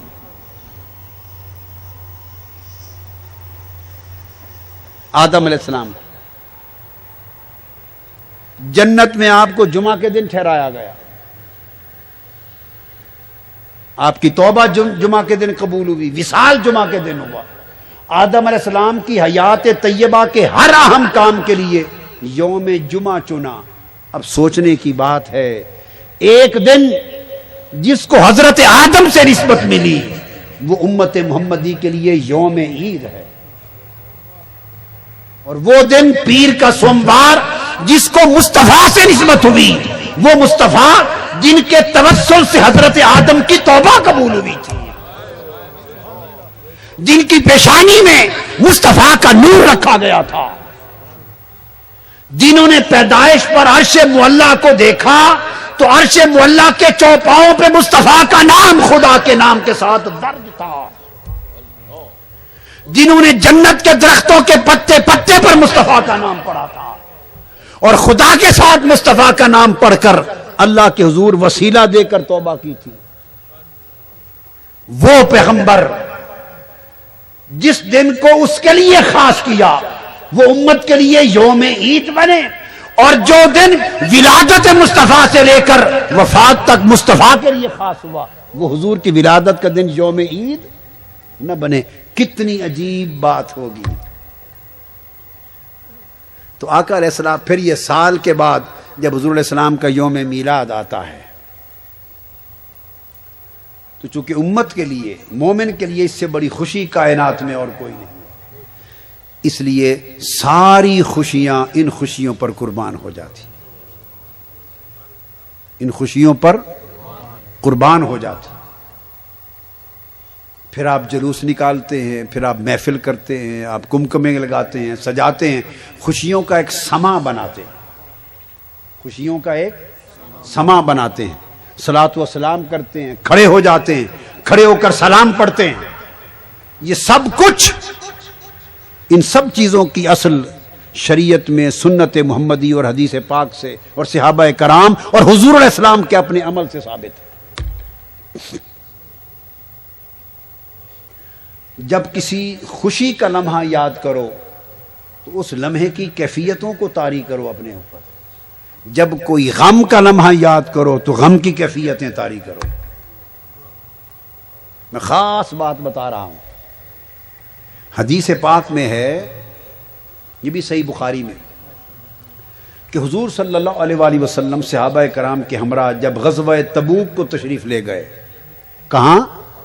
غزوہ تبوک جنگ ہوئی تھی، غزوہ تبوک کے لیے گئے تو رستے میں وہ جگہ آئی، اللہ پاک نے وحی بھیجی اور آپ کو آگاہ فرمایا، وہ جگہ آئی جہاں وہ کنواں آیا جس کنویں پر حضرت صالح علیہ السلام کی اونٹنی پانی پیتی تھی، اور وہ گاؤں آ گیا کریا جس پر اس قوم نے صالح علیہ السلام کی اونٹنی کو ذبح کر دیا تھا۔ آقا علیہ السلام وہاں رکے، وہاں 2 کنویں تھے. حضور السلام نے فرمایا کہ تم سب لوگ اگر پانی پینا بھی ہو، یہ صحیح بخاری کی حدیث بتا رہا ہوں، اس سے بڑی سند پھر اور کیا ہو سکتی. فرمایا اگر پانی پینا ہو تب بھی اس کنویں سے پینا. یہ کنواں وہ ہے جس سے حضرت صالح علیہ السلام کی اونٹنی پانی پیتی تھی. نسبتوں کی برکت آقا علیہ السلام کی سنت سے. اس کنویں سے صالح علیہ السلام کی اونٹنی پانی پیتی تھی. اسی سے پانی پیو، اسی سے اپنے آٹے گوندھو. آقا علیہ السلام یہ جب فرمایا تو صحابہ کرام عرض کرنے لگے یا رسول اللہ، آپ کے فرمانے سے پہلے پیاس لگی تھی تو لوگوں نے پانی بھی، وہ دوسرا کنواں ایک اور تھا، اس سے پانی بھی پی لیا، آٹے بھی گوندھ لے اور برتنوں میں بھی وہ پانی لے لیا. ہمیں تو پتہ نہیں تھا. بخاری شریف میں حضور علیہ السلام نے فرمایا وہ جو پانی بھرے ہیں انڈیل کے پھینک دو، اور جو آٹے گوندھے ہیں اس پانی سے وہ بھی گرا دو، پھینک دو. یہ پانی پیو، اس کو سنبھالو اور اس سے آٹے گوندھو. حضرت صالح علیہ السلام کی اونٹنی اس کنویں سے پانی پیتی تھی. تو آپ نے دیکھا جس کنویں سے اب اس اونٹنی کو، یعنی صالح علیہ السلام نے بھی پانی نہیں پیا، اس کنویں سے صالح علیہ السلام نے پانی نہیں پیا. آپ دیکھیے کہ آقا کی سنت کیا ہے. ہم سنت کا شور تو مچاتے ہیں مگر نہ اس سنت کو کبھی پڑھا ہے نہ سمجھا ہے. یہ بخاری سنا رہا ہوں، صحیح بخاری، مگر بخاری سمجھنے کے لیے بھی عشق نبی چاہیے. بے عشق نبی جو بھی پڑھاتے ہیں بخاری، آتا ہے بخار ان کو، بخاری نہیں آتی. بخاری سمجھنے کے لیے عشق نبی چاہیے. یہ بخاری پڑھا رہا ہوں. اس کنویں سے صالح علیہ السلام نے پانی، بولیے، نہیں پیا، ان کی اونٹنی نے پانی پیا ہے. اور 1000 سال گزر گئے اونٹنی کو پانی پیے. پتہ نہیں نکلتے پانی 1000 سالوں میں کتنا بدل گیا ہوگا. کیا اسی اونٹنی کا پیا ہوا بچا ہوا پانی پڑا تھا؟ کئی 1000 سال کے بعد وہی بچا ہوا پانی پڑا تھا. جی 1000 سال گزر گئے، دوسرے کنویں کا بھرا ہوا پانی گروا دیا، گوندا ہوا آٹا گروا دیا آقا علیہ السلام نے. اور اونٹنی نے جس کنویں سے پانی پیا، اونٹنی پیغمبر کی تھی، اس پیغمبر سے نسبت تھی اونٹنی کو، اونٹنی سے نسبت تھی اس کنویں کے پانی کو. 1000 سال گزر گئے، اس پانی کا ادب اور اس کی برکت آج بھی قائم ہے.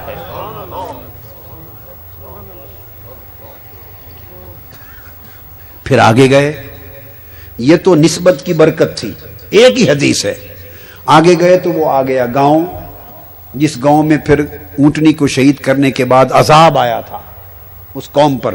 آقا علیہ السلام نے فرمایا سنو، اس قوم پر عذاب آیا تھا، اب یہاں سے جلدی سے تیزی سے گزر جانا. اور آقا علیہ السلام نے فرمایا جب اس گاؤں سے گزرو تو روتے ہوئے گزرنا. یہ صحیح بخاری ہے، روتے ہوئے گزرنا. کتاب الانبیاء، صحیح بخاری کتاب الانبیاء، روتے ہوئے گزرنا. صحابہ کرام میں سے بعض نے پوچھا یا رسول اللہ، جس کو رونا نہ آئے، جس کو رونا نہ آئے تو پھر کیسے روئیں؟ فرمایا جن کو رونا آ جائے غنیمت ہے، جسے نہ آئے وہ جان بوجھ کر رونے کی حالت طاری کر لے، رونے کی آواز ہی نکالتا رہے اور ایک کیفیت طاری کر لے اور کیفیت بنا کر روتا ہوا گزر جائے. تو آپ نے دیکھا نا کہ ایک عذاب اترا تھا، ایک خوف کی غم کی بات تھی. تو آقا علیہ السلام نے 1000 سال گزر گئے ہیں، وہ کیفیت صحابہ پہ طاری کروا رہے ہیں. اب عذاب اتر رہا تھا اس وقت، اور آقا علیہ السلام نے خود کیا کیا سنیے. جب وہاں سے خود گزرے، آپ نے چادر لے کے اپنے سر انور کے اوپر ڈال دی، سر مبارک جھکا کے تیزی سے دوڑ کے گزر گئے. اور صحابہ کرام کو بھی کہا تیزی سے گزر جاؤ، سر جھکا کے، روتے ہوتے گزر گئے. اب عذاب کو گزر گئے ہوئے کئی 1000 سال ہو گئے، نہ اب عذاب ہو رہا ہے، اور اگر ہو بھی رہا ہو تو چونکہ حضور ساتھ تھے ہوتا عذاب بھی اٹھ جاتا، ہوتا ہوا عذاب بھی اٹھ جاتا۔ اللہ پاک نے فرمایا ما کان اللہ لیعذبہم وانت فیہم، میرے محبوب اللہ کی شان نہیں کہ جن میں آپ ہوں وہاں عذاب اترے۔ اگر عذاب ہو بھی رہا ہوتا تو چونکہ ان کے جرمٹ میں مصطفیٰ تھے تو اللہ کا حکم ہے قرآن میں عذاب پھر بھی اٹھا لیا جاتا، تو عذاب تو ہو ہی نہیں سکتا تھا، باوجود اس کے روتے ہوئے گزارا، سر پہ چادر ڈال کے گزرے اور تیزی سے گزرے۔ مقصد کیا تھا؟ ہزارہا سال پہلے عذاب آیا تھا، غم و اندو کی ایک بات تھی، آقا علیہ السلام نے اس نسبت سے اس کیفیت کو طاری کر لیا صحابہ کرام پر۔ یہ سنت مصطفیٰ ہے۔ یہ 1400 سال ہیں، آقا کی ولادت ہوئی، خوشی کی رات تھی، وہاں ہزارہا سال گزر جانے کے باوجود مصطفیٰ نے وہ کیفیت تازہ کروا دی، اور 1400 سال گزرے، مصطفیٰ کی آمد ہوئی۔ ہم قیامت تک جب میلاد کا مہینہ آئے خوشیوں کی کیفیت تازہ کر کے پھر کیوں چل بنائے؟ سنت نبی ہے، سنت مصطفیٰ ہے۔ صحیح مسلم میں حدیث ہے، صحیح مسلم میں آقا علیہ السلام حج پر گئے اور وہاں ایک وادی آتی، آج بھی حاجی لوگوں میں سے بات جانتے ہیں، وادی محجر، جہاں پتھروں کی بارش ہوئی تھی اور کنکریاں، یہ جو اصحاب فیل پر جہاں کنکریاں پتھر برسائے گئے تھے، اصحاب فیل ابرا نے جب حملہ کیا تو اس کے لشکر کو مارا گیا تھا، وہ وادی ہے۔ آقا علیہ السلام نے فرمایا وہ آقا کی ولادت سے پہلے ابرہا آیا تھا، حملہ آور ہوا تھا، ابابیل آئے تھے، پتھر گرائے گئے تھے، مارے گئے تھے، وقت گزر گیا۔ اب آقا علیہ السلام حج پر گئے، صحابہ کو کہا کہ تیزی سے دوڑ کے گزر جاؤ۔ بتائیے کوئی ابرہا کھڑا تھا یہاں؟ ابابیل آئے کھڑے تھے، کوئی پتھر گر رہے تھے، کیوں تیزی سے دوڑا کے گزارا؟ صحیح مسلم ہے۔ وہ جو پرانا ایک واقعہ ہوا، آقا علیہ السلام نے مدت گزر جانے کے باوجود اس کیفیت کو، اس تخیل کو، اس تصور کو دل و دماغ پر طاری کر کے اس کیفیت میں گزرنے کا حکم دیا۔ آپ بات کو سمجھیں، یہ سنت ہے، اس کیفیت کو طاری کریں اور پھر اس کے ساتھ اس لمحے کو گزاریں۔ پھر آپ حج میں آ گئے، ابراہیم علیہ السلام کو اللہ پاک نے فرمایا وَأَذِّن فِي النَّاسِ بِالْحَجِّ، اذن فی الناس بالحج، اے ابراہیم لوگوں کو پہاڑ پر کھڑا ہو کے اللہ کے گھر کی طرف بلا، آواز دے۔ ابراہیم علیہ السلام نے بلایا، آؤ لوگوں اللہ کے گھر کے لیے آؤ، طواف اور حج کے لیے آواز دی تھی۔ جن روحوں کے نصیب میں تھا انہوں نے لبیک کہا۔ اب ابراہیم علیہ السلام نے آج سے 3,500 سال پہلے، 4,000 سال پہلے، کتنا؟ 4,000 سال پہلے آواز دی تھی۔ آپ اب حج کرنے جاتے ہیں تو جو ہی احرام باندھتے ہیں تو شروع کر دیتے ہیں لبیک میں حاضر ہوں۔ آواز دی تھی 4,000 سال پہلے، جواب اب آپ آج دے رہے ہیں۔ آپ کو سنائی دیتی ہے ابراہیم کی آواز؟ یہ قرآن ہے اور حدیث ہے۔ سیدنا ابراہیم علیہ السلام کی اس ندا کا جواب دیتے ہیں لبیک اللہم لبیک۔ تو 4,000 سال گزر گئے، آج تک انسنی آواز کا جواب دیتے پھرتے ہیں۔ کیا؟ انسنی آواز کا جواب دیتے پھرتے ہیں۔ آپ رک جائیں، کہیں کہ کس کو جواب دیں، ہمیں آپ کو آواز سنائی دے رہی ہے، پھر دیکھ لیں حج ہوتا ہے یا نہیں ہوتا۔ حج کر لیا، اس کے بعد فرمایا آ جاؤ صفا مروہ کی طرف۔ جب صفا مروہ پہنچتے ہیں تو وہاں 2 سبز رنگ والے ستون ہیں، صفا مروہ کے درمیان 7 چکر لگاتے ہیں، تو فرماتے ہیں یہاں سے دوڑ پڑو، یہاں سے بزرگ ہے، بیمار ہے، عورت بھی تیز چلے، مرد ہے، عالم ہے، پیر ہے، شیخ ہے، جو بھی ہے، یہاں دوڑ کے گزرے. کیوں دوڑے؟ یہاں حضرت ہاجرہ دوڑی تھی.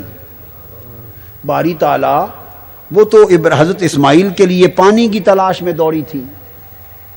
وہ پہاڑی پر تھے، ایڑی رگڑ رہے تھے، پانی کی تلاش تھی. یہ جگہ گہری تھی، وادی تھی، تو تیزی سے دوڑ کے گزری تاکہ اسماعیل علیہ السلام کو دیکھتی بھی رہیں اور پانی تلاش بھی کرتی رہیں. وہ تو حضرت اسماعیل کو دیکھنے کے لیے دوڑی تھی. اب اس بات کو 4000 سال گزر گئے، کبھی دوڑانا بند بھی کرے گا ہمارا؟ ہم کس کو دیکھ رہے ہیں؟ کون پانی مانگ رہا ہے؟ کون ایڑیاں رگڑ رہا ہے؟ کون سے پہاڑ اور وادیاں ہیں؟ ہم پر کیا پڑی کہ ہم دوڑیں؟ فرمایا نہ دوڑو، گھر چلے جاؤ، حج ہی نہیں ہوگا، موج کرو. اب پوچھ لیے کوئی ریشنیل ہے، کوئی عقلی استدلیل ہے؟ دوڑنے کی کوئی ریزن نہیں. فقط 4000 سال گزر گئے، اللہ کی محبوب بندی ایک پیغمبر کی خاطر دوڑی. اب جب صفا مروہ کی سعی کا وقت آئے، اسی کیفیت میں گزرو، اسی کیفیت میں گزرو. تو گویا خوشی کی کیفیت ہو، اضطراب کی کیفیت ہو، خوف و ہراس کی کیفیت ہو، غم و اندوہ کی کیفیت ہو، جب اللہ کے محبوبوں کی یاد ہو، اسی کیفیت کو یاد کر کے، طاری کر کے، اسی طور اور سما کے ساتھ اپنے عمل کرنا، یہ سنت انبیاء ہے. پھر آپ مینا میں جا پہنچے اور فرمایا 3 دن رک کر روزانہ کنکریاں اٹھاؤ اور شیطانوں کو مارو. سارے مار آتے ہیں. باری تعالیٰ یہ تو ستون ہے پتھر کے، نہ یہ شیطان ہے غریب، نہ ہم اسماعیل ہیں، نہ انہوں نے ہمیں روکا ہے، ہم ان کو کیوں ماریں؟ تو اللہ پاک فرماتا ہے مجھے بھی معلوم ہے، یہ تو پتھر کے تمہارے ہاتھوں کے بنائے ہوئے ستون ہے، شیطان نہیں ہے. نہ انہوں نے تمہیں قربانی سے روکا ہے، نہ تم اسماعیل ہو، مگر مارو. 4000 سال گزر گئے، 4 لاکھ سال بھی گزر جائیں تو حج نہیں ہوگا جب تک ان کو کنکریاں نہیں مارو گے. جب وہاں جائیں بس وہ کیفیت طاری کر لو، اس یاد کو آنکھوں کے سامنے لے آؤ. ہیں تو ستون پر انہی کو شیطان سمجھو، ہیں ستون پر انہی کو شیطان سمجھو. یہ ساری کیفیت اور تخیل اپنے اوپر طاری کر کے بس وہی کرو جو میرے اسماعیل نے کیا تھا، حج قبول کر لوں گا. تو باری تعالیٰ یہ ہے کیا؟ اس نے کہا اب تمہیں کیا بتاؤں، وہ مجھے محبوب اتنے پیارے تھے، میں قیامت تک ان کی اداؤں کو عبادت بنا دیا. بس انہی کی اداؤں کو دہراتے رہو، میں تکتا رہوں، تمہارا حج ہوتا جائے گا. تو آپ نے دیکھا نا کہ اپیرنٹلی کوئی ریشنیل، کوئی لنک نہیں ہے، مگر مدتیں بھی گزر جائیں تو ان چیزوں کو منایا جاتا ہے. تو کنکریاں مارنا کیا ہے؟ یہ سیلیبریشن ہے، حضرت اسماعیل کے عمل کا سیلیبریشن ہے. اب آپ سمجھے صفا مروہ کی سعی کیا ہے؟ یہ سیلیبریشن ہے حضرت ہاجرہ کے عمل کا. آب زمزم کا جا کے پانی پینا کیا ہے؟ یہ سیلیبریشن ہے اس پاک پانی کا کہ پینے کا. یہ جو احرام کپڑے اتار کے پھینک دو، 2 چادریں لپیٹ لو، یہ کیا ہے؟ یہ سیلیبریشن ہے لباس ابراہیم کا. یہ قربانی دو جا کر کیا ہے؟ یہ سیلیبریشن ہے ذبح ابراہیم کی. یہ سارا حج، یہ سارے مناسک، یہ ساری نمازیں، یہ ساری عبادات اور بے شمار اعمال سیلیبریشنز کا نام ہے. تو جب مناسک حج اور اللہ کی عبادات بھی سیلیبریشن ہیں. حضرت ایوب علیہ السلام کیا طویل بیماری کے بعد اٹھے، شفا یاب ہوئے، تو 4 رکعت نفل کی نیت کر کے نماز شروع کی، شکرانے کے نفل. طویل بیماری سے اٹھے تھے، بہت کمزور تھے، کمزوری کے باعث 3 رکعتیں پڑھی تھی، چوتھی کی سکت نہ رہی، سلام پھیر دیا. 3 پڑھ سکے، چوتھی نہ پڑھ سکے. مغرب کا وقت تھا، اب فرمایا قیامت تک امت محمدی جب مغرب کا وقت آئے 3 رکعتیں پڑھو. یہ سیلیبریشن ہے ایوب کی نماز کا. یہ سیلیبریشن ہے نماز ایوب کا. ارے پانچوں نمازیں مختلف پیغمبروں کی اداؤں کا سیلیبریشن ہے. دین کے جتنے اعمال ہیں یہ کسی نہ کسی محبوب کی سیلیبریشن ہے. وہ جو سارا اسلام، وہ جو سارا حج، وہ سارے مناسک، وہ ساری عبادتیں، ساری نمازیں اللہ کے مختلف محبوبوں اور پیغمبروں کا سیلیبریشن کے ساتھ اسلام کا وجود بنا، اور سب کچھ جس کی خاطر ملا اس مصطفیٰ کے آنے کا دن ہو تو اس کی سیلیبریشن نہ کی جائے.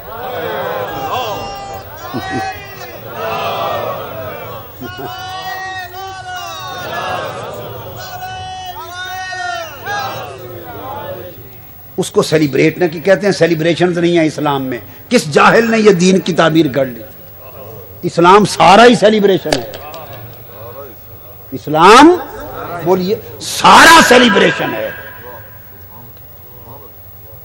یہ سب کچھ سیلیبریٹ ہو رہا ہے. یہ کعبے کے آپ جا کے چکر لگا رہے ہیں، کیا ہے؟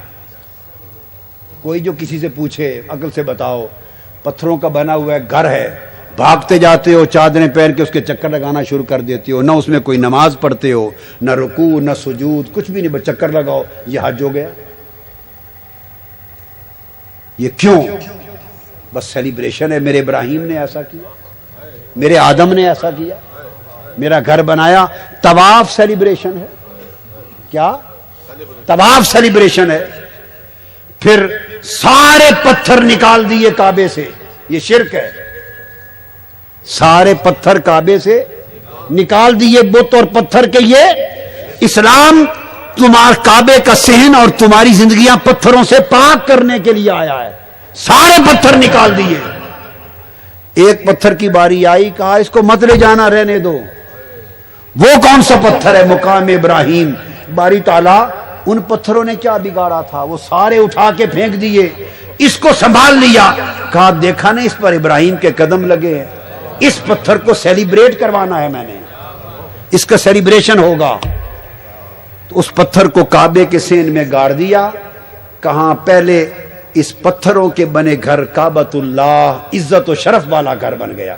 پہلے اس کے چکر لگاؤ، چکر لگا کے ادھر آ جاؤ، میرے لیے 2 نفل پڑھو، مگر نفل کے لیے کھڑے اس جگہ ہونا کہ ابراہیم کے قدموں والا پتھر تمہارے سامنے ہو. بقیہ پتھر پھینک دیے، اس پتھر کے سامنے کھڑا کر دیا، سجدہ کرو. وَاتَّخِذُوا مِن مُقَامِ ابراہیم مُصَلَّى. چونکہ ابراہیم کھڑے ہوئے تھے، اب اسے سیلیبریٹ کیا جا رہا ہے قیامت تک. فرق سمجھ رہے ہیں نا بات کا، نسبت کا؟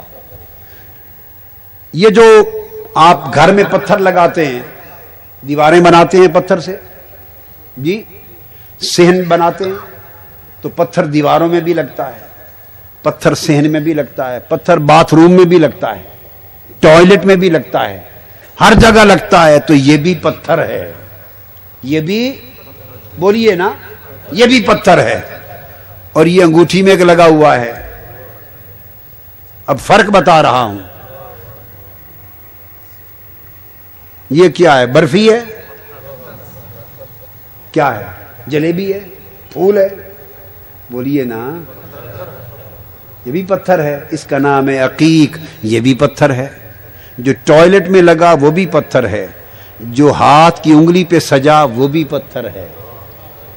اور پھر یاقوت بھی پتھر ہے، زمرد بھی پتھر ہے، لال بھی پتھر ہے، ہیرا بھی پتھر ہے.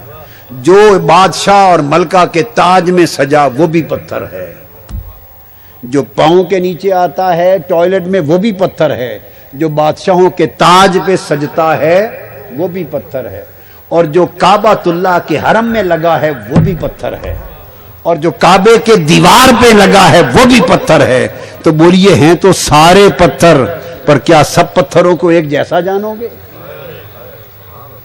ایک جیسا جانو گے؟ جی وہی پتھر آپ کے گھر میں لگ جائے تو اس کی 2 ٹکے کی بھی حیثیت نہیں ہے. وہ پتھر کعبۃ اللہ کے صحن میں لگ جائے تو آپ وہاں جا کے چومتے پھرتے ہیں.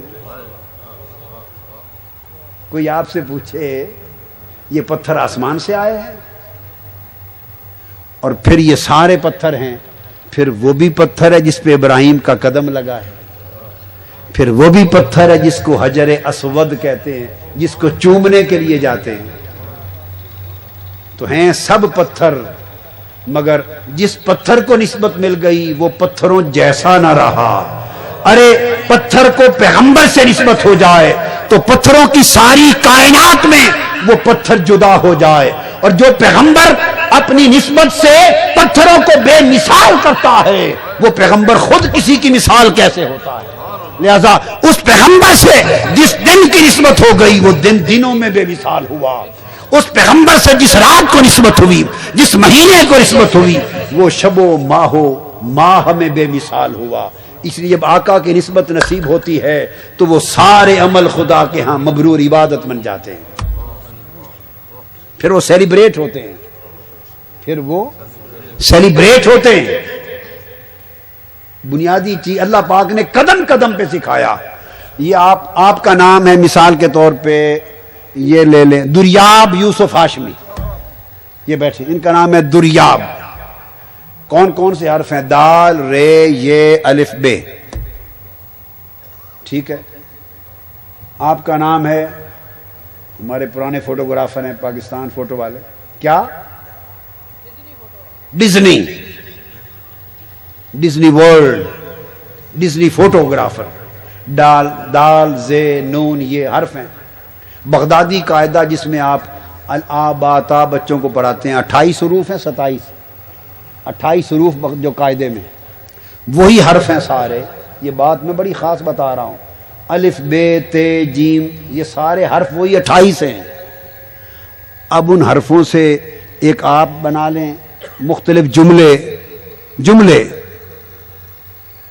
اور انہی حرفوں سے ذالک الکتاب لا ریب فیہ بنا ہے، حرف وہی ہے۔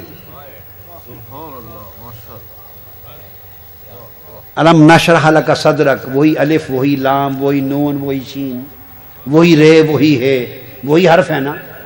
ان حرفوں سے آپ کے لفظ بنے تو پاؤں کے نیچے پھرتے رہیں، پرواہ کوئی نہیں، اور وہی حرف جملے بن کے قرآن میں لگے تو بغیر وضو کے چھو بھی نہیں سکتے۔ بولیے حرفوں میں کیا فرق آ گیا؟ حرفوں میں کیا فرق آ گیا؟ وہ حرف تو وہی آباتا تھے، مگر آباتا آپ نے بنا کے لکھے تو پرواہ کوئی نہیں کرتا۔ زبان مصطفیٰ سے قرآن بن کے نکلے تو بے وضو چھو بھی نہیں سکتے، ہیں وہی حرف۔ تو حرفوں کے ظاہری وجود میں فرق نہیں ہے، مگر فرق فقط یہ ہے، یہ حرف آپ کا کلام بن کے نکلے ہیں، وہ حرف خدا کا کلام زبان مصطفیٰ سے نکلے ہیں۔ حرف وہی ہیں مگر اب کلام جدا ہو گیا۔ تو جب نسبت ہو جاتی ہے تو پھر اس کی پوزیشن، سٹیٹس کچھ اور ہو جاتا ہے۔ تو آقا علیہ الصلوۃ والسلام سے جس شے کی نسبت ہو گئی وہ ایمان میں داخل ہو گیا، وہ ایمان میں داخل ہو گیا۔ ہم آقا علیہ السلام کے لیے سلام پڑھتے ہیں، میلاد پاک میں سلام پڑھا جائے گا، آپ کھڑے ہوتے ہیں خوشی سے، حضور علیہ السلام کی سنت ہے۔ آقا علیہ السلام جب کسی بات پہ بہت خوش ہوتے قیام کھڑے ہو جاتے تھے۔ آقا علیہ السلام کو جب خوشی ہوتی، خاص خوشی، تو آپ کھڑے ہو جاتے۔ سیدہ عالم، آپ کی شہزادی، سیدہ کائنات حضرت فاطمہ الزہرا صلوات اللہ علیہ، جب وہ حاضر ہوتی آقا علیہ السلام کی بارگاہ میں تو آپ کو محبت اتنی تھی، جب شہزادی فاطمہ الزہرا کو دیکھتے خوشی سے کھڑے ہو جاتے، کھڑے ہو جاتے۔ حدیث پاک میں یہ تو حضرت سیدہ کائنات کا معاملہ ہے۔ اب آگے چلے، میں آپ کو ایک ایک واقعہ بتاتا ہوں۔ اکرمہ جب فتح مکہ ہوا تو وہ بھاگ گیا تھا، بھاگ کے شاید یمن چلا گیا تھا، اکرم اسلام قبول نہیں کیا۔ پھر بعد میں اس کی بیوی نے اس کو کسی طریقے سے بلوایا اور سمجھا بجھا کے اسے اسلام کے لیے آمادہ کیا، اس نے اسلام قبول کیا۔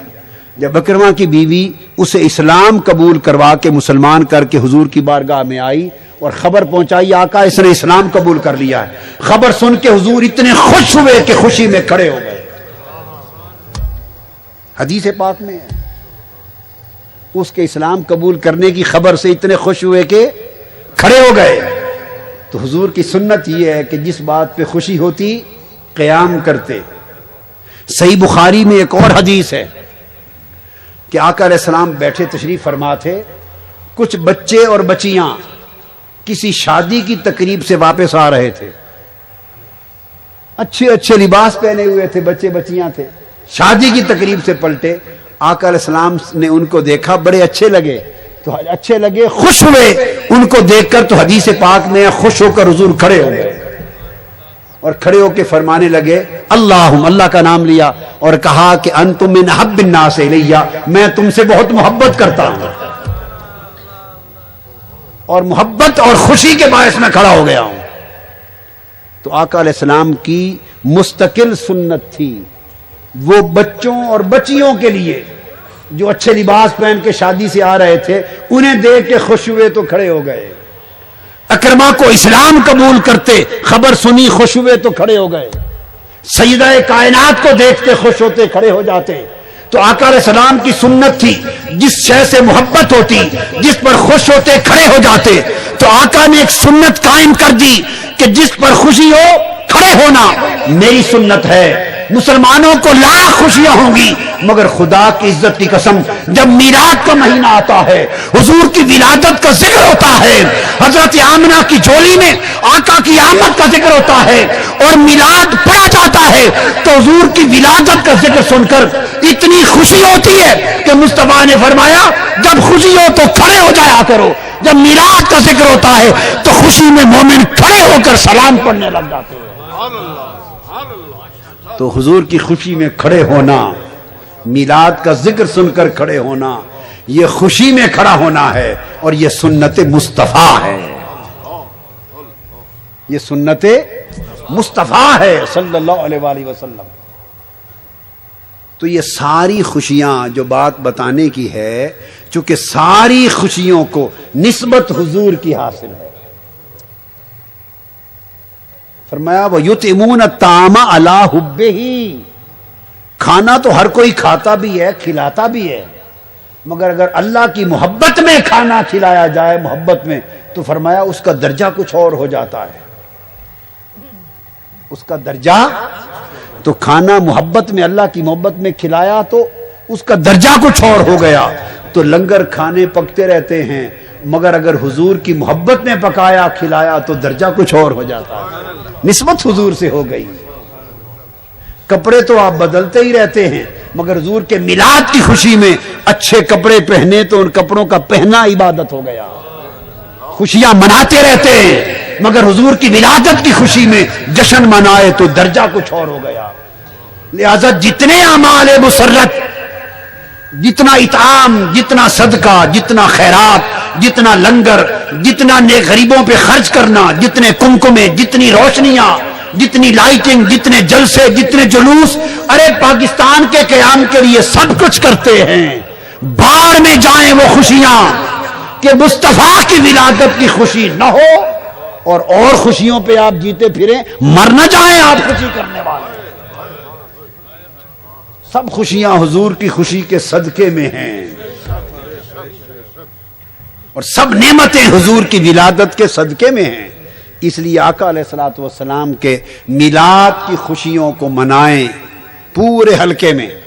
یہ جو 127 حلقہ بھی ہے ہمارا, اس میں دھوم مچا دیں ولادت مصطفیٰ کی. اپنے گھروں کو کمکموں سے روشن کریں, لائٹنگ کریں 12 دن. مشل بردار جلوس علاقوں میں نکالیں ہر شام 12 راتیں, 12 راتیں. لنگر پکائیں, کھانے غریبوں میں تقسیم کریں, خوشیاں منائیں, محافل کریں, صلاۃ و سلام کی محفلیں کریں. یہ جو عمل آقا علیہ السلام کی خوشی میں کریں گے, اللہ کے ہاں سب اعمال اور عبادات سے زیادہ قبول اور باعث اجر ہوگا اور اللہ کی رضا کا باعث ہوگا. کیونکہ ان تمام تر اعمال مسرت یعنی خوشیوں کے اعمال کی نسبت آقا علیہ السلام کی طرف ہوگی اور اللہ اس پر خوش ہوگا. آپ حضور کی ولادت پہ خوش ہوں گے, اللہ آپ سے خوش ہوگا. یہ ایک سائیکل ہے. یہ پیغام ہے میلاد مصطفیٰ کی خوشی کا، اور آقا علیہ السلام کی ولادت کی خوشیاں منائیں، اور حضور کے میلاد کے صدقے آپ کے مشن کو، آپ کے دین کو، آپ کے لائے ہوئے انقلاب کو، غریب انسانیت کو اٹھانے کے لیے آپ کے لائے ہوئے پیغام کو اپنی زندگی کا اوڑھنا بچھونا بنائیں، مصطفیٰ کا میلاد منائیں، اور مصطفیٰ کے انقلاب کو نظام زندگی کے طور پہ اپنائیں، سٹرگل کریں، کھڑے ہو جائیں انقلاب کے لیے، اپنے ایمان، اپنے سینے، اپنے دل حضور کی محبت سے روشن کریں، اور اپنی اور اپنے معاشرے کی زندگیاں مصطفی انقلاب اور انقلاب مصطفیٰ کے ساتھ روشن کریں، تاکہ ملک کا، قوم کا، امت کا مقدر بدل سکے۔ اللہ تبارک و تعالی ہمارے حال پہ کرم فرمائے، اور دنیا اور آخرت میں حضور علیہ الصلوۃ والسلام کی اس محبت اور میلاد پاک کی خوشی کے صدقے ہمیں اخروی دنیاوی نعمتوں کے ساتھ مالا مال فرمائے۔ وما علینا الا البلاغ۔